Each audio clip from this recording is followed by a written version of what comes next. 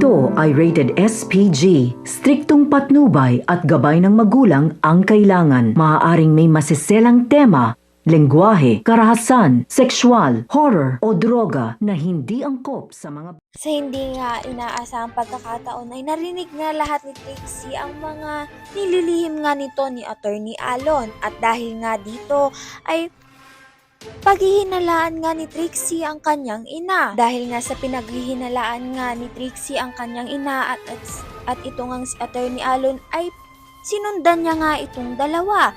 Nang matuklasan niya nga na totoo nga ang kanyang kinukutob na mayroon ngang kaugnayang masamang ginagawa nga itong si Attorney Alon at ito nga nanay niya.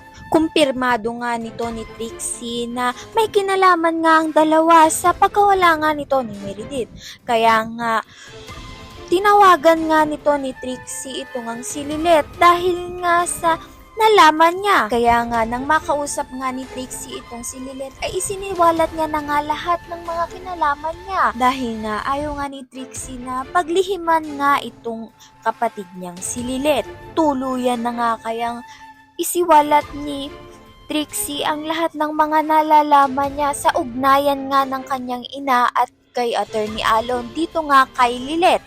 Ayan ang pakatutukan natin sa susunod na episode. Maraming salamat sa iyong panonood.